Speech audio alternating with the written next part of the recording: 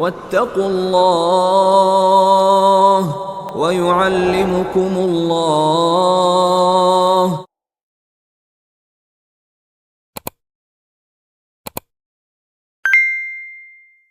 Assalamualaikum warahmatullahi wabarakatuh. Alhamdulillahi rabbil alamin. Wabihi nasta'in ala umurid dunya waddin. Wa ashhadu an la ilaha illallah wahdahu la syarikalah.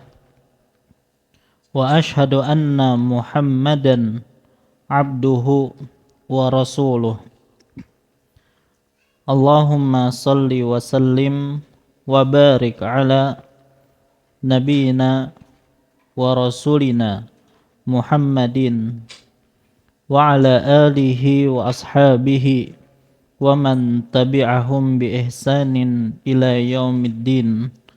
Amma ba'd.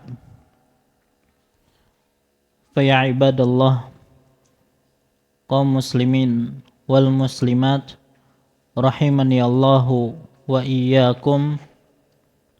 Alhamdulillah, segala puji bagi Allah Subhanahu wa ta'ala, yang mana pada malam hari ini kembali Allah Subhanahu wa ta'ala mengumpulkan kita di majlis yang mulia ini dalam rangka menghadiri kajian rutin kita membahas tentang kitab Bulughul Maram karya Al-Imam Ibnu Hajar Al-Asqalani rahimahullahu ta'ala. Salawat serta salam tidak lupa kita sampaikan kepada junjungan kita Nabi besar Muhammad sallallahu alaihi wasallam, kepada keluarga beliau, para sahabat beliau, dan orang-orang yang istiqamah di atas jalan beliau ila yaumil qiyamah. Insyaallah pada kesempatan malam hari ini kembali kita akan melanjutkan pelajaran kita, masih membahas tentang kitabuz zakah, yang mana pada malam hari ini kita akan membahas tentang ancaman tidak membayar zakat, kemudian pembahasan tentang syarat wajib zakat. Sebagaimana yang telah kita sampaikan pada pertemuan sebelumnya, bahwasanya zakat hukumnya adalah wajib, atau dengan istilah lain fardu, ya. Berdasarkan dalil-dalil baik dari Al-Quran, hadis Nabi, maupun ijma' kaum muslimin. Adapun dalil dari Al-Quran adalah sebagaimana firman Allah Subhanahu wa ta'ala di dalam surah Al-Baqarah ayat 43. Allah berfirman, wa aqimus salata wa atuz zakata warka'u ma'ar raki'in. Dan laksanakanlah salat, tunaikanlah zakat, dan rukuklah beserta orang-orang yang rukuk. Maka dalam ayat ini terdapat perintah untuk salat, begitu juga perintah menunaikan zakat, dan perintah hukumnya adalah wajib. Begitu juga hadis Nabi sallallahu alaihi wasallam, buniyal islamu ala khamsin. Islam dibangun di atas 5 perkara. Syahadati alla ilaha illallah wa anna Muhammadar Rasulullah. Bersaksi bahwasanya tidak ada sesembahan yang berhak disembah selain Allah dan bahwa Muhammad adalah utusan Allah. Wa iqamis salah, menegakkan salat. Wa ita'iz zakah, menunaikan zakat. Wa saumi Ramadan, berpuasa di bulan Ramadan. Wa hajjil baiti liman istata'a ilaihi sabila, menunaikan haji ke Baitullah bagi siapa yang mampu menuju ke sana. Muttafaqun alaih. Maka di sini Nabi SAW menyebutkan bahwasanya menunaikan zakat termasuk rukun Islam. Begitu juga hadis pertama yang disebutkan oleh Al-Imam Ibnu Hajar dalam Kitabuz Zakah an Ibnu Abbasin radhiyallahu anhuma anna Nabiy sallallahu alaihi wasallam ba'atsa Mu'adzan ila Yaman. Dari Ibnu Abbas radhiyallahu anhuma bahwasanya Nabi SAW mengutus Mu'adz ke negeri Yaman. Wa fihi ya fadzakara al-hadis, ya, beliau menyebutkan hadis itu, wa fihi, dan di dalam hadis tersebut terdapat annallaha qad iftarada alaihim sadaqatan fi amwalihim tu'khadhu min aghniyaihim faturaddu fi fuqaraihim, muttafaqun alaih wal lafzu lil Bukhari. Jadi di dalam hadis tersebut disebutkan sesungguhnya Allah telah mewajibkan atas mereka zakat dari harta mereka yang diambil dari orang-orang kaya di antara mereka dan diberikan kepada orang-orang fakir di kalangan mereka. Muttafaqun alaih, dan ini lafaz milik Al-Bukhari. Maka ini menunjukkan bahwasanya yang namanya zakat itu wajib bagi mereka orang-orang kaya. Ya. Maka kalau tidak dikatakan kaya berarti tidak wajib zakat. Ya. Baik, nanti kita akan bahas tentang masalah ini, ya. Dan dari hadis ini juga para ulama berbeda pendapat tentang apakah nisab untuk uang itu, ya, kembali kepada nisab emas ataupun perak, ya. Nanti kita bahas tentang masalah ini insyaallah. Tapi yang jelas dalam hadis ini jelas ada perintah atau salah satu kewajiban bagi mereka yang sudah masuk Islam adalah untuk menunaikan zakat. Kemudian secara ijma, kaum muslimin secara umum mereka sepakat. Jadi bukan para ulama lagi, tapi kaum muslimin sepakat bahwasanya mengeluarkan zakat itu adalah sebuah kewajiban. Bahkan ini termasuk dalam perkara al-ma'lumu minad dini bid-darurah. Sesuatu yang diketahui sebagian dari agama secara otomatis, secara pasti. Yang mana biasanya perkara-perkara seperti ini, orang yang mengingkarinya bisa keluar dari Islam. Baik. Nah, lantas ketika kita mengetahui bahwasanya zakat itu adalah sebuah kewajiban, maka apa ancaman bagi mereka yang tidak membayar zakat? Tentunya para ulama merinci mengenai status orang yang tidak membayar zakat. Ya, orang yang tidak membayar zakat terbagi menjadi 3 kelompok. Orang yang tidak membayar zakat terbagi menjadi 3 kelompok. Yang pertama, orang yang menolak zakat karena tidak mengakui kewajiban zakat, atau orang yang mengingkari kewajiban zakat. Dia nyatakan zakat itu tidak wajib. Ini kelompok yang pertama. Maka orang yang seperti ini, para ulama menegaskan bahwasanya orang tersebut telah keluar dari Islam. Ya. Orang yang mengingkari kewajiban zakat, maka dinyatakan sebagai orang yang telah murtad, keluar dari Islam, karena dia telah jelas, ya, menolak Al-Quran, menolak hadis Nabi, bahkan menolak ijma kaum muslimin. Imam Ibn Abdul Bar rahimahullah mengatakan, wa amma man mana'aha jahidan laha fahiya riddatun bi ijma'. Orang yang menolak kewajiban zakat berstatus murtad berdasarkan ijma' ulama. Begitu juga Al-Imam An-Nawawi mengatakan, fa inna man ankara fardaz zakati fi hadhil azman kana kafiran bi ijma'il muslimin. Sesungguhnya orang yang mengingkari kewajiban zakat pada zaman ini, maksudnya ketika Islam sudah sampai kepadanya, Islam sudah tersebar, maka dia berstatus kafir berdasarkan kesepakatan kaum muslimin. Ya. Dan masih banyak nukilan-nukilan di kalangan para ulama tentang status orang yang mengingkari kewajiban zakat, yaitu dia keluar dari Islam. Adapun yang kedua, orang yang tidak bayar zakat karena tidak tahu. Ya. Kok bisa ada orang tidak tahu tentang kewajiban zakat? Bisa jadi pertama dia baru masuk Islam, ya, baru masuk Islam dan dia tidak tahu, akhirnya dia tidak bayar zakat. Ya. Atau mereka yang tinggal di pedalaman, ya, dakwah tidak sampai kepada mereka atau dakwah Islam hanya sedikit, tidak sampai kepada mereka tentang ajaran kewajiban zakat, ya. Maka orang seperti ini mereka memiliki uzur. Ya, artinya tidak berdosa tetapi wajib untuk diajari.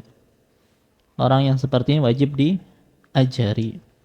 Makanya Imam Ibnu Qudamah rahimahullah mengatakan orang yang mengingkari kewajiban zakat karena tidak tahu, bisa jadi karena dia baru saja masuk Islam atau dia tinggal di pelosok yang jauh dari peradaban, maka dia diajari tentang kewajiban zakat dan tidak dihukumi kafir karena dia memiliki uzur.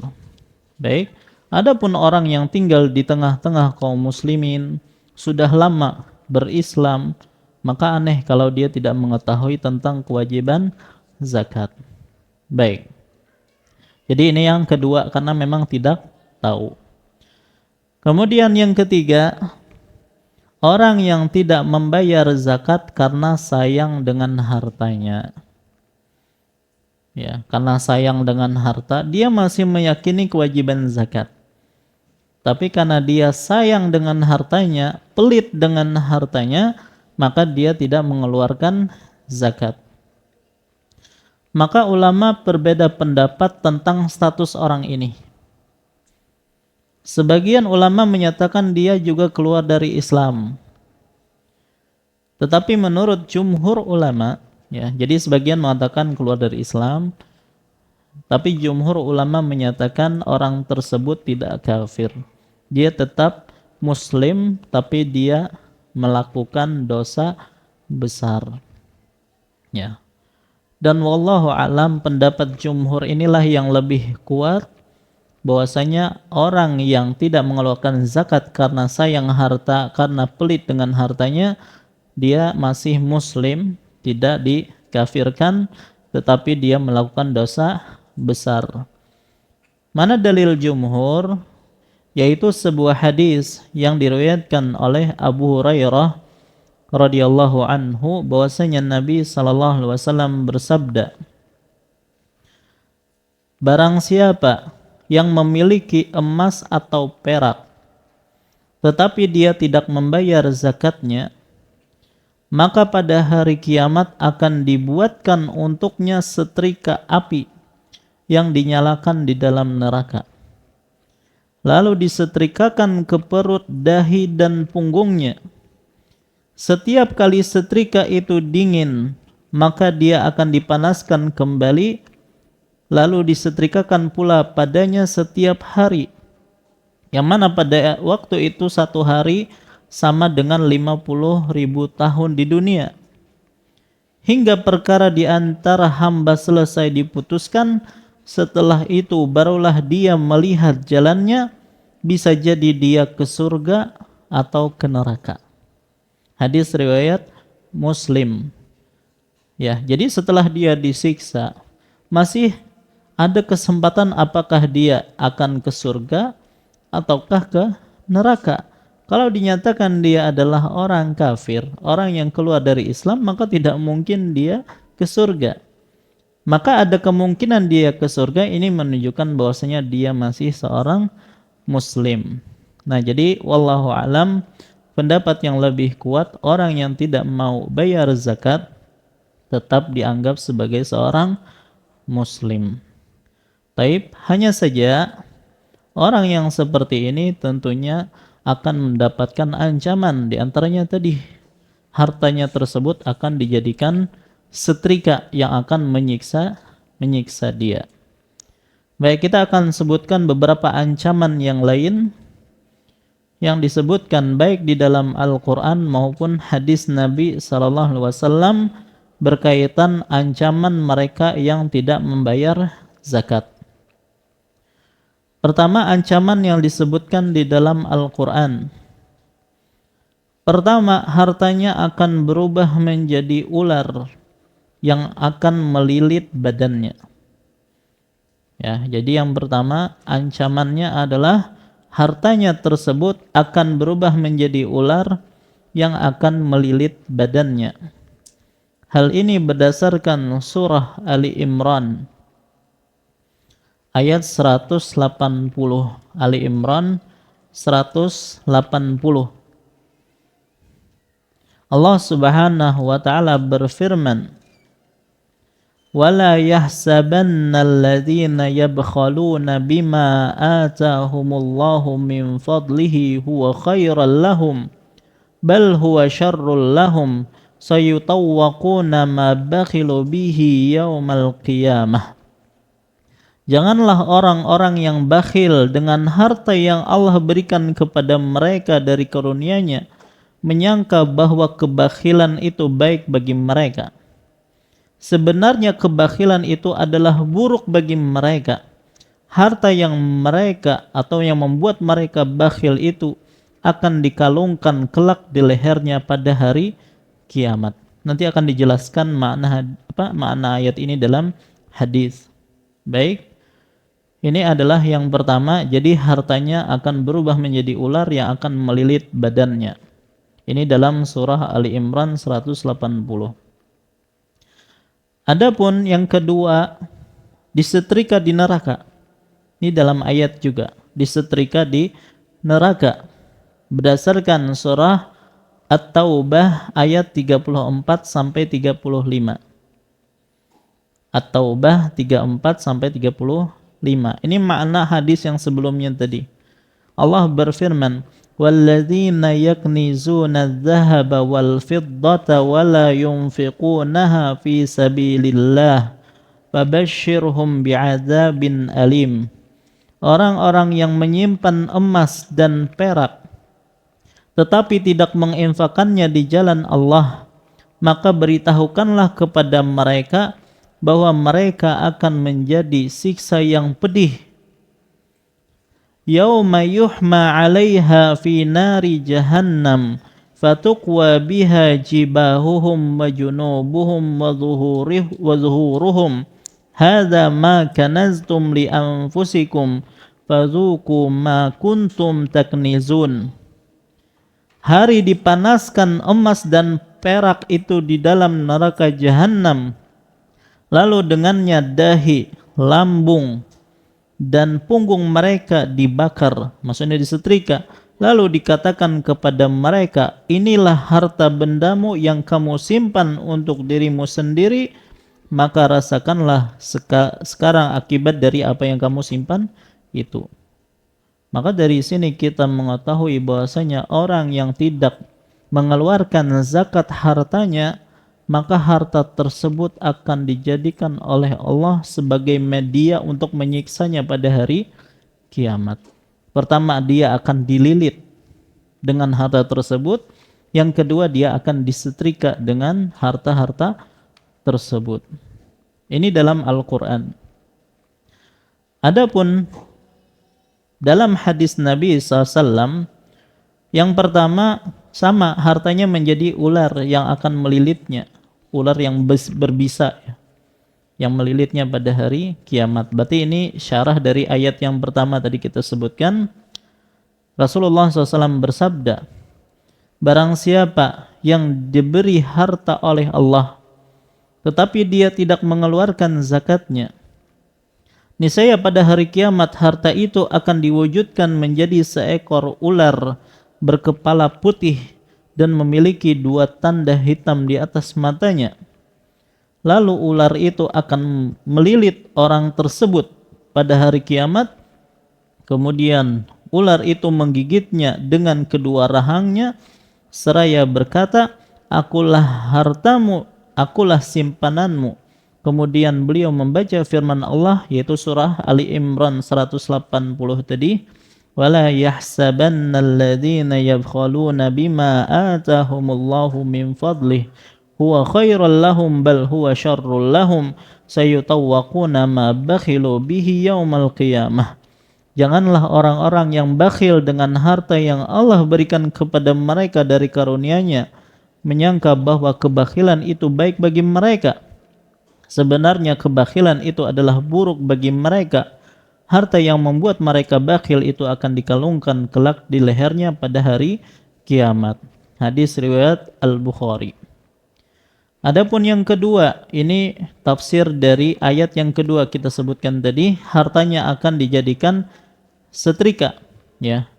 Jadi orang yang memiliki simpanan emas, perak atau uang, tetapi dia tidak menunaikan zakatnya, maka semua harta itu akan dijadikan lempengan, ya, setrika di neraka. Dari Abu Hurairah radhiyallahu anhu, Nabi sallallahu alaihi wasallam bersabda, barang siapa yang memiliki emas atau perak tetapi dia tidak membayar zakatnya, maka pada hari kiamat akan dibuatkan untuknya setrika api yang dinyalakan di dalam neraka, lalu disetrikakan ke perut, dahi dan punggungnya. Setiap kali setrika itu dingin, maka dia akan dipanaskan kembali, lalu disetrikakan pula padanya setiap hari, hingga perkara di antara hamba selesai diputuskan. Setelah itu barulah dia melihat jalannya, bisa dia ke surga atau ke neraka. Hadis riwayat Muslim. Ini hadis yang sebelumnya kita sebutkan. Baik. Kemudian yang ketiga, ancaman yang disebutkan dalam hadis Nabi sallallahu alaihi wasallam, dadanya ditembus dengan batu panas. Dadanya akan ditembus dengan batu panas, ya. Dari Abu Dzar radhiyallahu anhu, beliau mengatakan, berilah kabar bagi orang-orang yang suka menyimpan harta bahwa akan disediakan batu yang dipanaskan di neraka jahanam, lalu batu itu diletakkan di dadanya hingga tembus sampai punggungnya, dan batu itu diletakkan di punggungnya hingga tembus sampai dadanya sambil dia menggeliat karena kesakitan, ya. Jadi seorang mungkin dibaringkan lalu diletakkan batu panas di dadanya, kemudian batu tersebut tembus sampai ke punggungnya. Hadis riwayat Al-Bukhari. Yang keempat, yang disebutkan dalam hadis juga, dia akan diinjak-injak oleh ternak yang tidak dizakati. Ini khusus untuk zakat hewan ternak. Dia akan diinjak-injak oleh ternak yang tidak dizakati. Maka pada hari kiamat kelak, pemilik ternak mencakup kambing, sapi, atau onta yang tidak dibayar zakatnya akan diinjak-injak oleh ternaknya. Dari Abu Hurairah radhiyallahu anhu, Nabi SAW bersabda, begitu pula unta, jika pemiliknya tidak membayarkan zakatnya, di antara zakatnya adalah membayar sedekah dengan susu yang diperah darinya pada hari ketika ia mendatangi air untuk meminumnya. Pada hari kiamat kelak, orang itu akan ditelentangkan di tempat yang rata agar diinjak-injak oleh onta-onta yang paling besar dan gemuk-gemuk serta anak-anaknya yang paling kecil. Semuanya menginjak-injak dengan kukunya serta menggigit dengan giginya yang tajam. Setiap unta yang terakhir lewat akan disusul oleh unta berikutnya. Dia berputar lagi untuk menginjak-injaknya. Demikianlah hal itu berlangsung setiap hari hingga perkaranya selesai diadili. Suatu hari di sana sama dengan 50.000 tahun di dunia. Setelah itu barulah ia dapat melihat jalannya keluar, mungkin ke surga dan mungkin pula ke neraka. Kemudian ditanyakan kepada beliau sallallahu alaihi wasallam, wahai Rasulullah, bagaimana dengan sapi dan kambing? Kalau tadi kan onta. Maka beliau menjawab, demikian pula pemilik sapi dan kambing yang tidak membayar zakatnya. Niscaya pada hari kiamat kelak dia akan ditelentangkan di suatu tempat yang rata, supaya dia diinjak-injak oleh sapi dan kambing itu dengan kukunya yang tajam, serta menanduknya dengan tanduk-tanduknya. Tidak ada tanduk yang bengkok atau yang pecah, tidak pula ada kambing yang tidak bertanduk. Jadi dijadikan kambingnya semuanya bertanduk pada waktu itu. Apabila kambing yang terakhir telah lewat, maka diulang lagi siksaan tersebut dari awal, hingga perkaranya selesai diputuskan. Satu hari di dunia sama dengan 50.000 tahun di dunia. Setelah itu ia baru bisa melihat jalannya keluar, apakah dia ke surga atau ke neraka. Ini sambungan dari hadis yang sebelumnya. Intinya semua harta yang tidak dizakati, maka harta tersebut akan menjadi sarana untuk menyiksanya pada hari kiamat kelak. Kemudian yang kelima, di antara akibat orang yang tidak membayar zakat, hujan tertahan karena orang yang tidak membayar zakat. Hujan tertahan karena ada orang yang tidak membayar zakat. Dari Abdullah bin Amr radhiyallahu anhuma, Nabi sallallahu alaihi wasallam bersabda, "Walam yamna'u zakata amwalihim illa muni'ul qatra minas sama' walaulal bahaim lam yumtiru." Apabila masyarakat tidak membayar zakat, mereka akan dihalangi untuk mendapatkan hujan dari langit. Andaikan bukan karena binatang, mereka tidak akan mendapatkan hujan sama sekali.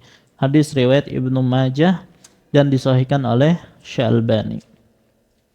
Maka hadis ini menunjukkan bahwasanya tidak membayar zakat itu sangat merugikan masyarakat, karena yang mendapat dampak buruknya itu bukan hanya si pelaku, ya, tetapi juga masyarakat di sekitarnya. Ya, semoga dengan hal-hal yang tadi kita sebutkan, ancaman-ancaman yang kita sebutkan, membuat kaum muslimin sadar untuk senantiasa membayar zakat terhadap hartanya. Baik, nah ini adalah berkaitan tentang ancaman bagi mereka yang tidak membayar zakat. Baik. Sekarang kita akan masuki pada pembahasan yang baru, dan ini pembahasan yang sangat penting, yaitu syarat wajib zakat. Kita tahu bahwasanya zakat itu wajib, ya kan tadi. Cuman zakat tidaklah wajib kecuali memenuhi syarat-syarat. Sebagaimana salat wajib, cuman tidaklah salat itu wajib kecuali memenuhi syarat-syaratnya. Makanya ada istilah syarat wajib salat. Masih ingat syarat wajib salat apa? Islam, terus balik, terus berakal, terus ada 4 saja. Islam, balik, berakal, tidak ada penghalang. Kalau terpenuhi pada orang 4 hal ini, maka wajib bagi dia untuk salat. Baik. Maka begitu juga untuk zakat.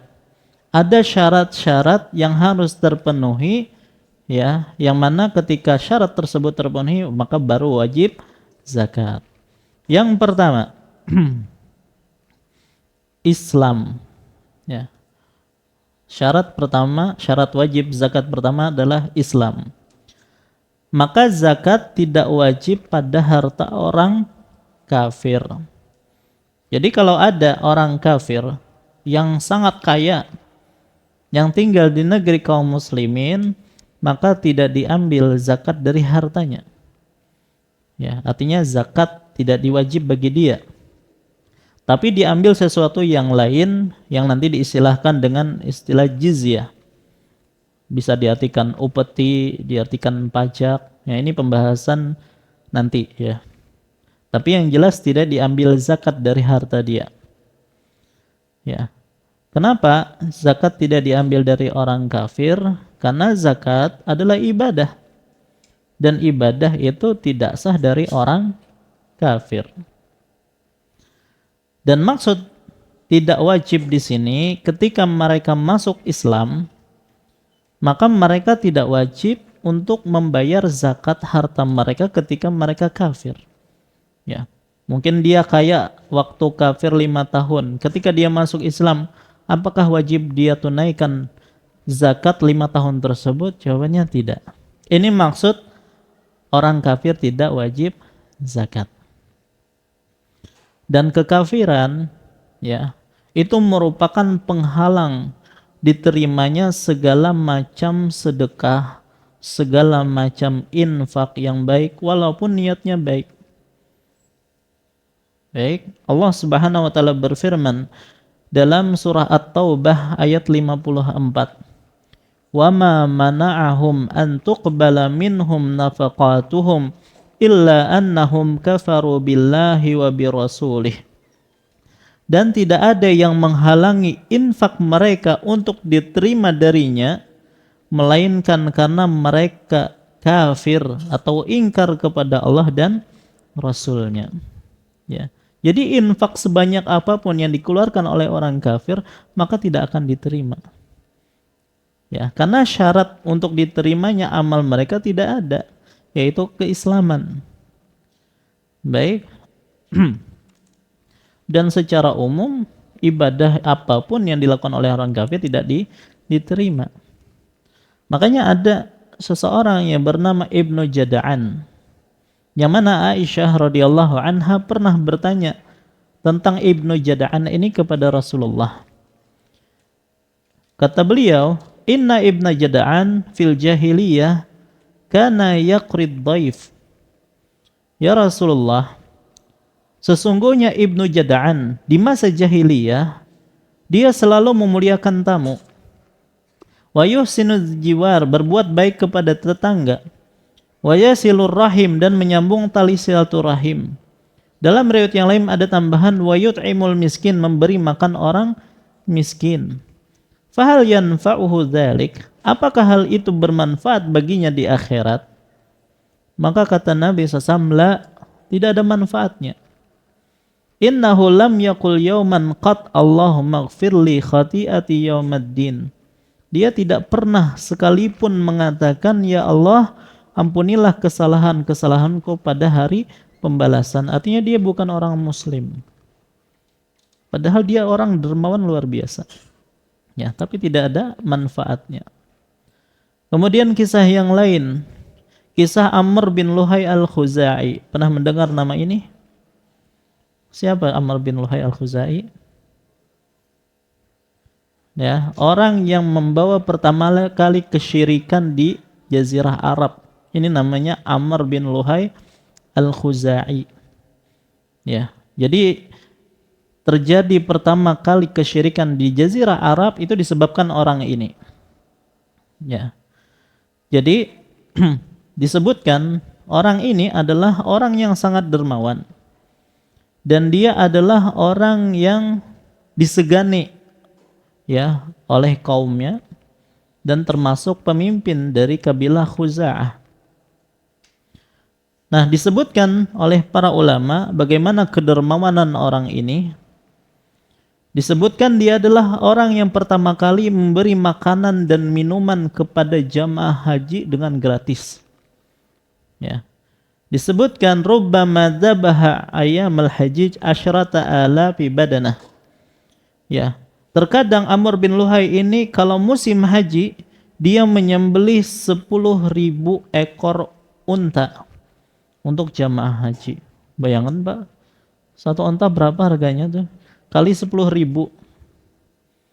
Dia bagi gratis untuk jamaah haji. Coba, mungkin zaman sekarang tidak ada yang menyamai kedermawanan siapa? Amr bin Luhai al-Khuzai ini. Kita aja untuk kurban satu sapi untuk 7 orang, Mak. 1/7 sapi. Kalau ini 10.000 ekor onta sendirian dia. Dan bukan hanya itu. Wa kasa 10,000 hullah, dan membagikan 10.000 pakaian, dibagi-bagikan. Ayo. Bukan hanya itu, fi kulli sanah yut'imul Arab. Dia memberi makan orang-orang Arab setiap tahun. Membuat bagi mereka hidangan hais, campuran kurma dan keju. Ya, disertai dengan minyak samin dan madu. serta mengadonkan bagi mereka tepung sawik, jadi roti. Dibagikan semuanya kepada jamaah haji. Ini luar biasa dermawannya, Pak. Jadi orang sangat terpandang orang ini.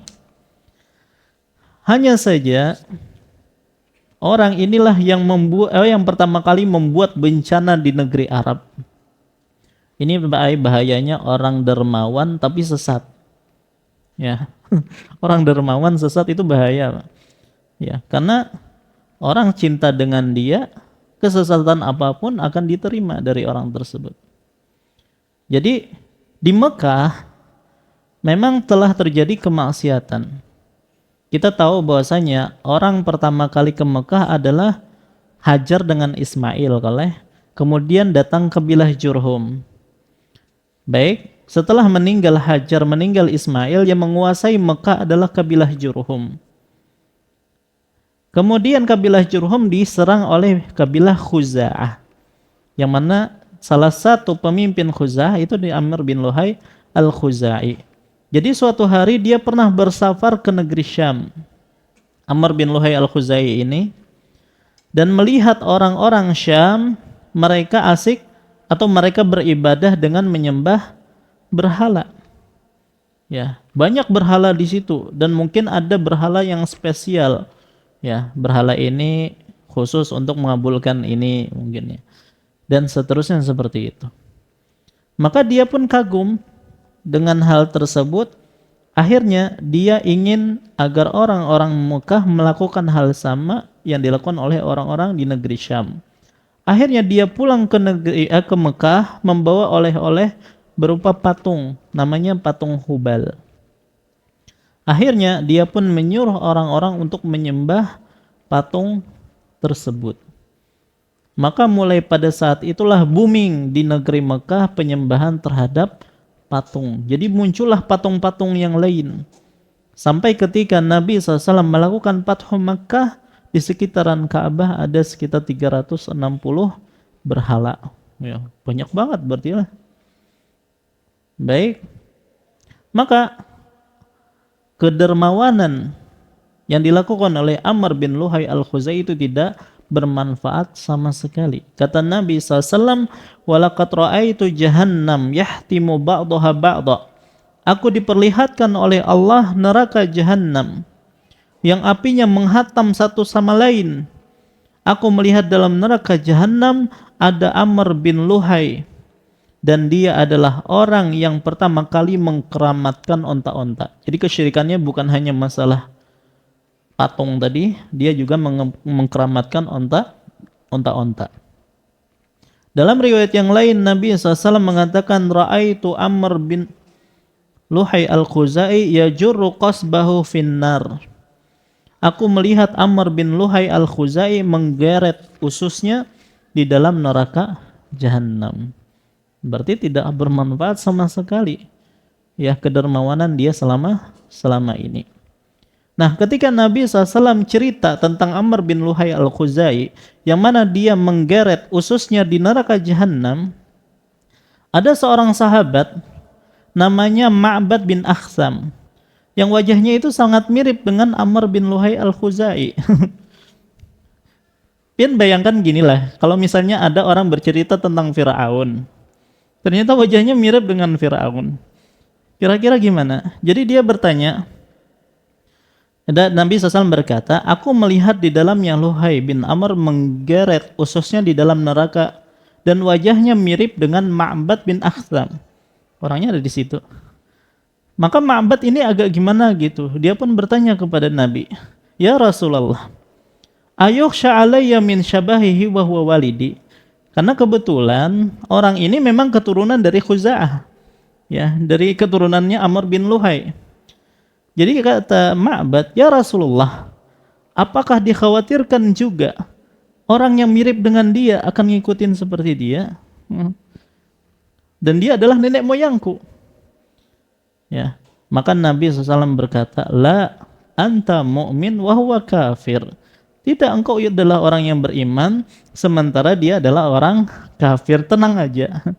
Jadi kadang masalah mirip wajahnya aja gitu kan. Baik.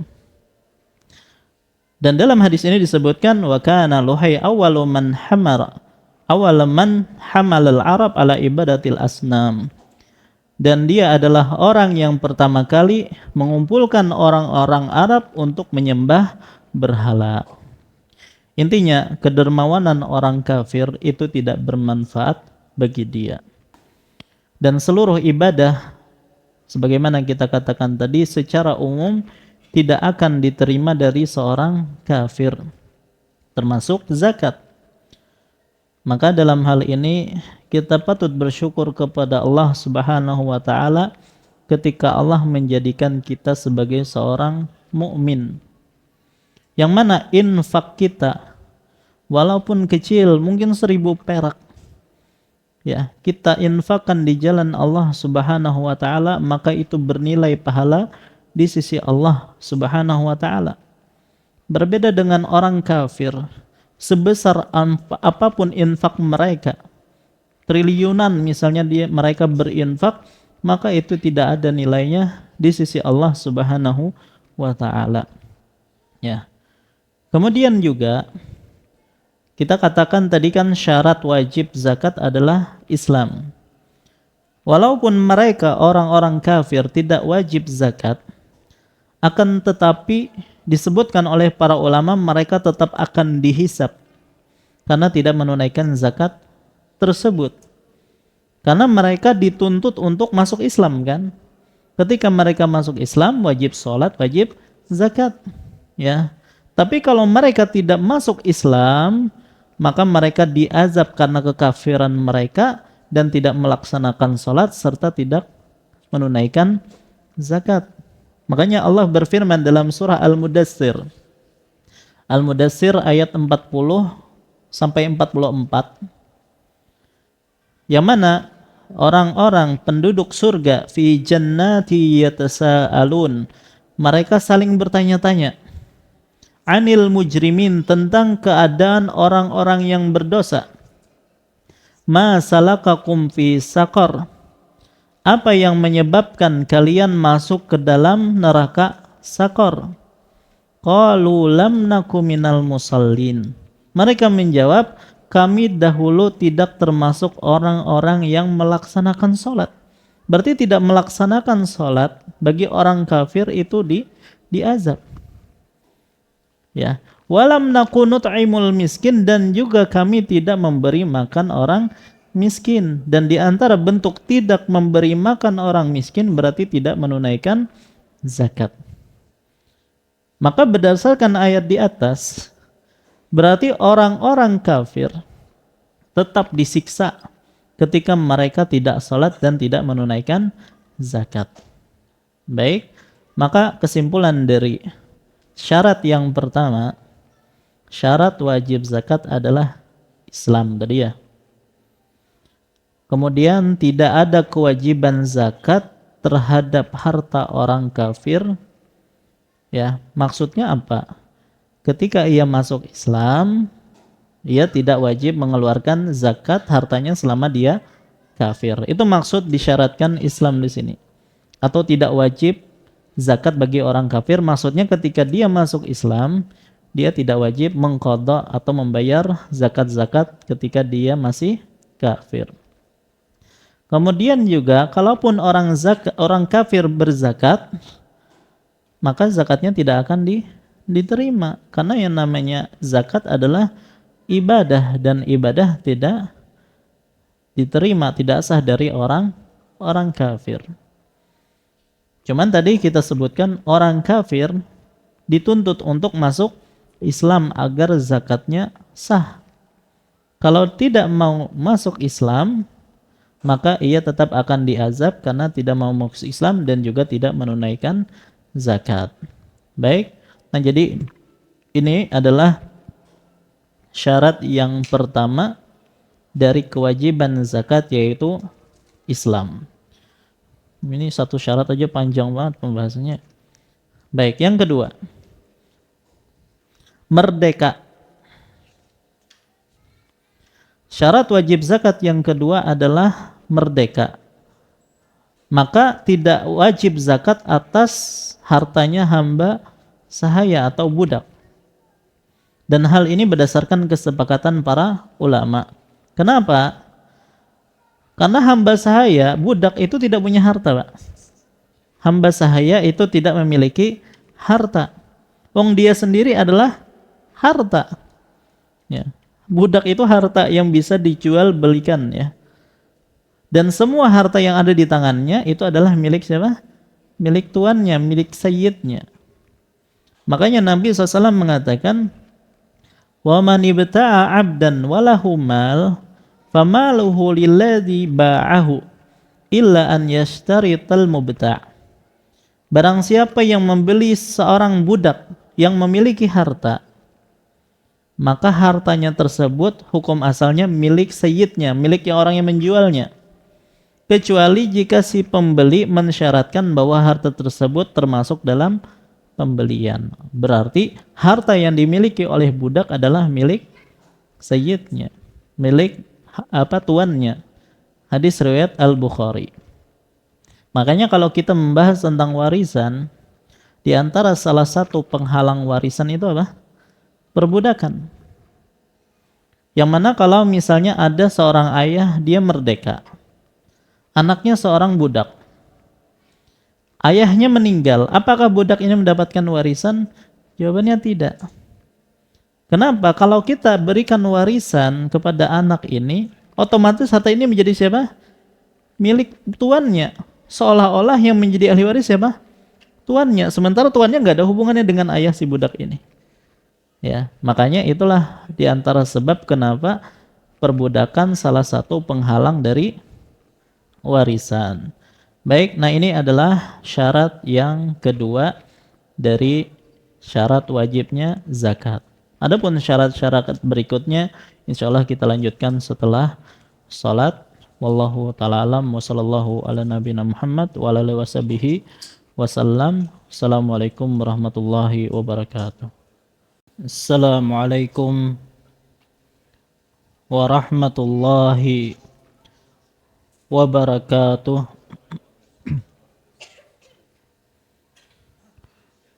Alhamdulillahi wahdah, wassalatu wassalamu ala man la nabiyya ba'dah, nabiyina wa rasulina Muhammad ibn Abdullah wa ala alihi wa ashabihi wa man walah, amma ba'd.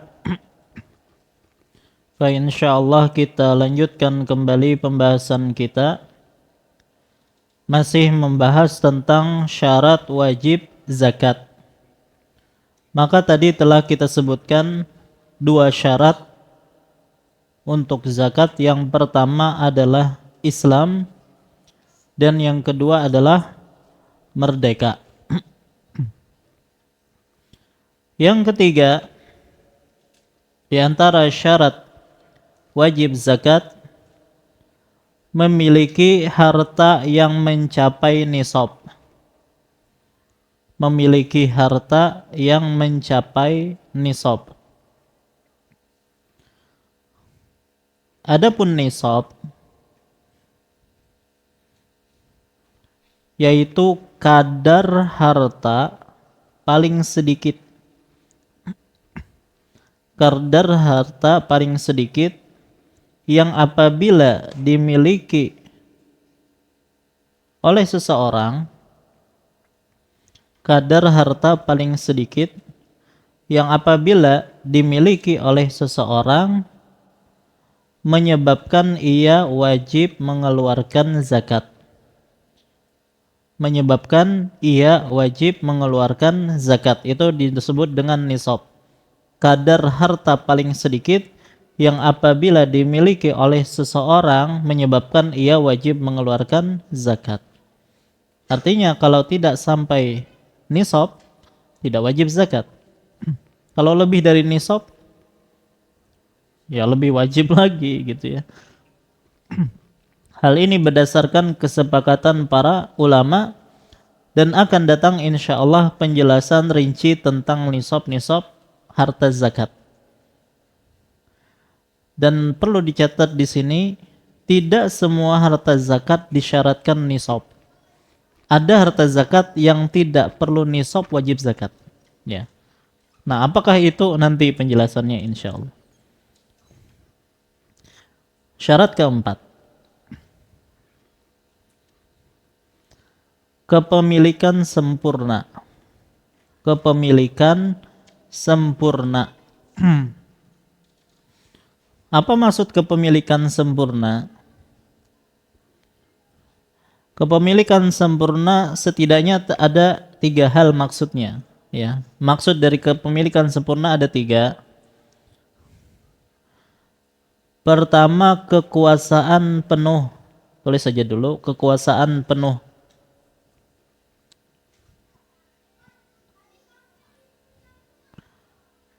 Yang kedua, manfaat utuh. Kekuasaan penuh, manfaat utuh. 3, harta didapat secara sah. Harta didapat secara sah. Baik, kita jelaskan 3 hal ini. Jadi syarat yang keempat tadi kan kepemilikan sempurna. Apa yang dimaksud dengan kepemilikan sempurna? Pertama, kekuasaan penuh. Maksudnya adalah harta tersebut berada di bawah kontrol dan kekuasaan pemiliknya. Ya, artinya pemiliknya ini punya hak untuk membelanjakannya, menjualnya, atau menghibahkan harta tersebut sesuka hatinya. Itu maksudnya kekuasaan penuh. Ya, jadi ketika dia bebas untuk menggunakan harta tersebut, berarti dia itu adalah miliknya. Yang kedua, manfaat utuh. Artinya pemilik dari harta tersebut mengambil manfaat dari harta tersebut secara langsung, tanpa ada hambatan atau campur tangan pihak lain, tidak ada. Pokoknya dia bisa memanfaatkannya secara utuh, secara langsung, tanpa ada hambatan. Ya. Yang ketiga tadi, harta didapat secara sah. Artinya diperoleh dengan cara yang dibenarkan syariat, seperti jual beli atau dapat warisan, ya, atau diberi oleh orang lain, bukan dari hasil kejahatan seperti mencuri, enggak. Baik, itu yang dimaksud dengan kepemilikan sempurna. Kita contohkan yang tidak memenuhi syarat ini, tidak memenuhi syarat kepemilikan sempurna. Yang mana ketika kepemilikannya tidak sempurna, maka tidak wajib zakat. Contoh harta yang hilang. Dia punya duit 500 juta, tapi hilang. Nggak tahu di mana. Maka dalam hal ini tidak wajib bagi dia untuk mengeluarkan zakat harta hilang tersebut. Paham? Nah, ini contohnya. Kemudian piutang macet. Pian tahu apa piutang macet maksudnya apa? Pian tahu utang piutang itu beda ya antara utang dengan piutang. A meminjam uang dari B 100 juta. 300 juta. Karena sekarang nisabnya Masya Allah lebih dari 200 juta, Mak. Baik, A meminjam uang dari B. Sudah? Berarti yang pegang uang siapa sini? Berarti uangnya punya B kan? Baik, ini uang punya B. A, ini B. A ngambil uang dari B, jadi diserahkan ke A uangnya ya. Berapa tadi? 300 juta. Maka 300 juta menurut A itu apa? Utang. Menurut B, piutang. Ya. Berarti piutang adalah harta kita yang ada di tangan orang. Itu disebut dengan piutang. Baik, sekarang uang kita ada pada A, 300 juta. 300 juta tuh wajib nggak kita bayar, kita zakati? Maka dalam hal ini piutang itu secara umum ada 3 macam, Pak ya.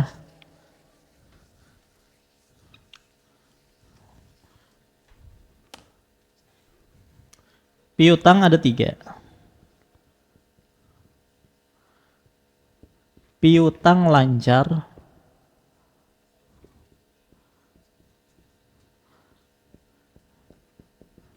piutang macet. Ketiga apa kira-kira? Nggak lancar, nggak macet.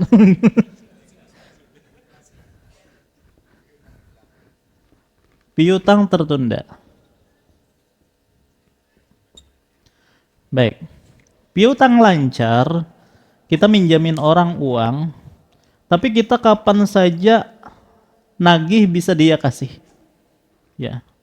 Ana perlu sekarang, wah langsung ditransfer sama dia. Itu disebut piutang lancar. Orangnya orang kaya, ya kapan saja bisa dia transfer.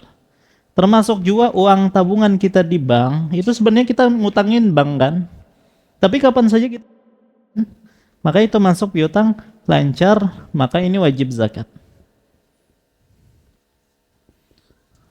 Karena kapan saja kita bisa ngambil, nggak masalah. Yang kedua, piutang macet. Piutang macet itu adalah ketika kita tagih orang tersebut bisa kedada duitnya karena dia miskin. Atau yang kedua, dia punya duitnya cuman susah ditagih. Ya. Orangnya kabur-kabur, HP-nya diganti nomornya misalnya kan. Pokoknya susah ditagih. Ini mumatil namanya. Baik. Maka wajib atau zakat dalam hal ini? Baik. Kalau dia bayar akhirnya, misalnya 3 tahun sudah nih kita tagih-tagih kok nggak bisa ditagih juga. 4 tahun dia sadar misalnya. Akhirnya dia transfer uang kita 300 juta tadi.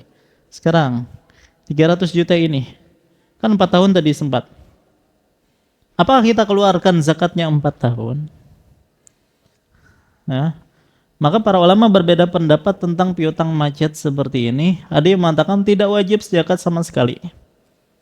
Artinya kita mulai haul ketika kita mulai mendapatkan utang itu sudah dikembalikan kepada kita, baru mulai haul. Ada yang mengatakan tidak, wajib dizakati tiap tahun. Pendapat yang ketiga ini yang lebih pertengahan, cukup wajib dikeluarkan tahun itu aja, tahun terakhir jadi cuma satu tahun, ya. Jadi wallahu alam wajib zakat untuk 1 tahun, yaitu tahun itu saja, tahun ketika dia menerima zakat atau menerima utang tersebut, karena dia mampu mengambilnya pada waktu terakhir itu. Baik. Adapun piutang tertunda itu maksudnya gimana? Si fulan minjam uang ke ana, cuman sudah perjanjian dibayari kapan? 5 tahun yang akan datang. Maka kita tidak berhak menagih dia. Ya, baru 1 tahun, baru 2 tahun tidak berhak. Ya, baru tahun kelima kita tagih. Baik, selama 4 tahun sebelumnya apakah wajib dizakati? Ya, memang juga ada khilaf di kalangan para ulama, tapi wallahu alam sama hukumnya dengan piutang macet. Paham? Nah, jadi termasuk yang tidak wajib dizakati setiap tahun itu adalah piutang macet. Baik. Di antara contoh tidak memenuhi syarat kepemilikan mutlak atau kepemilikan sempurna, harta hasil haram seperti korupsi, mencuri. Harta korupsi wajib zakat nggak, Pak? Bukan wajib zakat, wajib dikembalikan, ya, bukan dizakati. Ya. Baik. Harta wakaf untuk kepentingan umum. Donasi masjid terkumpul banyak berapa ratus juta misalnya. Ada zakat nggak itu? Nggak ada, karena tidak ada yang memiliki di situ. Kepemilikan semua, bukan kepemilikan person pribadi, enggak. Maka di sini dana umat itu tidak ada zakatnya. Dana umat tidak ada zakatnya. Baik, donasi masuk situ. Baik, harta warisan sebelum dibagi. Misal, ada seorang wanita nih ya, dia mendapatkan warisan sebenarnya dari ayahnya 300 juta. Sudah? tapi ditahan oleh pamannya misalnya. Tidak dibagikan kecuali 2 tahun atau 3 tahun kemudian. Maka selama itu tidak wajib bagi dia untuk zakat. Kenapa? Karena dia belum menguasai harta tersebut. Uang jaminan. Contoh kan gini ya. Mahasiswa di Universitas Islam Madinah yang ingin bawa istri, wajib bagi mereka untuk menyetorkan uang jaminan. Dan uang jaminannya lumayan besar, 100 jutaan. Baik, dan uang tersebut tidak boleh diambil sampai masa studi selesai. Tapi nanti dikembalikan. Maka selama studi itu masih berlangsung, kita tidak bisa bebas ngambil uang tersebut. Maka dari sini uang tersebut tidak wajib untuk dizakati. Baik, maka ini adalah contoh-contoh kepemilikan tidak sempurna, yang mana kita tidak bebas menggunakan uang tersebut, maka dalam hal ini tidak wajib untuk mengeluarkan zakatnya. Wallahu a'lam. Baik, berapa sudah syaratnya? 4. Syarat yang terakhir untuk syarat sah zakat, sempurnanya haul. Apa artinya sempurnanya haul? Harta mengendap selama setahun. Harta mengendap selama setahun. Itu maksudnya sempurnanya haul. Adapun haul itu periode setahun hijriyah ya. Bukan masehi. Yang dihitung itu adalah tahun hijriyah. 12 bulan. Dan ini syarat berdasarkan kesepakatan para ulama. Dan tidak disyaratkan yang namanya haul itu Muharram ke Muharram, enggak. Bisa jadi Safar ke Safar. Dan tidak disyaratkan harus Ramadan ke Ramadan. Dan tidak boleh seseorang misalnya haulnya itu sampainya di Rajab ya. Jadi nisab sampai nisab Rajab. Kan haul berikut berarti Rajab. Biar pas di bulan Ramadan akhirnya dia ditunda bayar zakatnya ke bulan Ramadan, nggak boleh. Sebagian orang nggak paham ini Pak. Jadi ingin mempaskan di bulan bulan Ramadan, padahal wajibnya di Rajab, akhirnya dia akhirkan. Ini nggak boleh. Tapi kalau misalnya wajibnya di bulan Syawal, dia majukan ke Ramadan, boleh atau enggak? Nah, boleh menurut jumhur ulama. Jadi walaupun belum sempurna satu haul, dia segerakan untuk mengeluarkan zakatnya, maka menurut jumhur ulama boleh selama sudah sampai nisab. Kalau belum sampai nisab jangan dikeluarkan zakatnya. Ya. Wah, ini ada kemungkinan nih sampai nisabnya. Ini kebetulan Ramadan. Dikeluarkan langsung zakatnya. Setelah Ramadan baru sampai nisab. Ya. Apakah itu mencukupi zakat dia pada harta tersebut? Jawabannya tidak, karena sebab zakatnya belum ada. Maka boleh memajukan bayar zakat sebelum sempurnanya haul dengan syarat sudah terpenuhi nisabnya. Baik, tapi tidak boleh mengakhirkan bayar zakat kalau sudah sampai haulnya.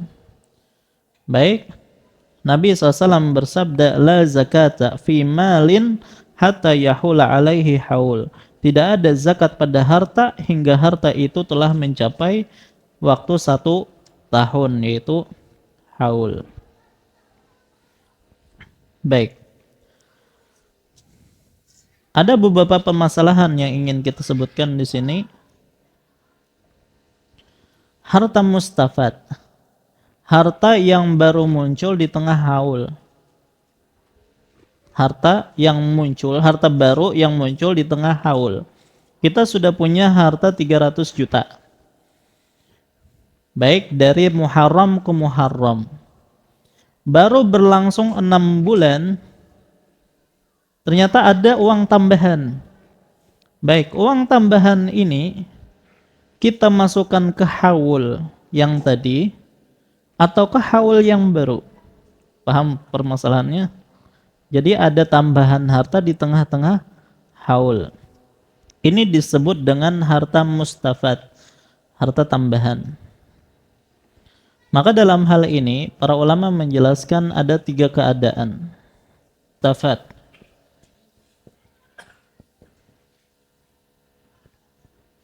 ya, atau tambahan, ya, harta baru di tengah haul. Maka ada 3 keadaan. Harta baru, yang pertama harta baru berasal dari harta yang lama, ya. Contoh, dia punya 50 ekor kambing. Ya, 50 ekor kambing wajib zakat enggak? Berapa? 1 dikeluarkan. Sudah? Kemudian selang berapa lama, ya, ternyata banyak kambingnya yang melahirkan anak. Sampai banyak, ya, sampai ratusan, 200-an mungkin. Maka dalam hal ini harta yang baru masuk ke haul yang pertama. Ya, jadi gabung dengan haul asal, ya.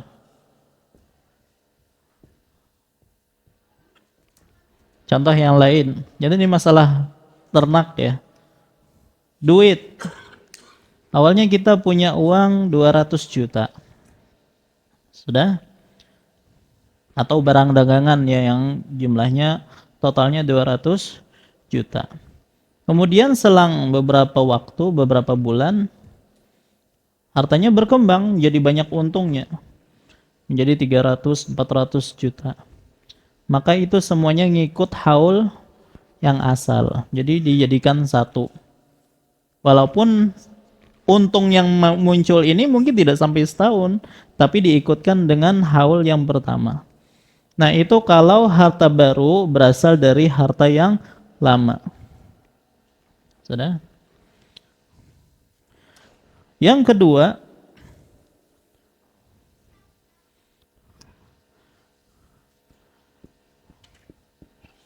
harta baru bukan berasal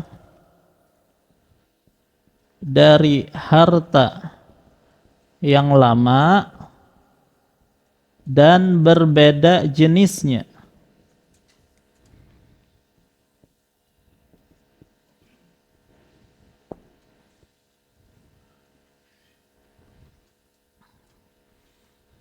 Baik, dia punya kambing tadi 50. Kemudian dia beli sapi misalnya, atau dikasih sapi berapa? 30. Baik. Maka kan tambahan ini bukan sejenis dengan kambing. Maka tidak digabung haulnya. Tidak digabung haulnya. Ya. Jadi masing-masing beda haul. Baik. Misalnya seorang punya uang, ya, 200 juta sampai nisab, mulai haul. Baik, kemudian dia punya apa yang lain? Dapat warisan berupa emas misalnya. Beda kan uang dengan emas. Maka dalam hal ini tidak digabung. Ini punya haul sendiri, ini punya haul sendiri. Beda jenisnya. Sudah? Ini maksudnya. Yang ketiga, harta baru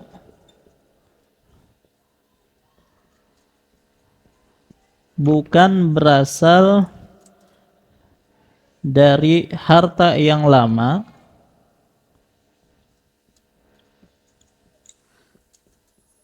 tapi sejenis.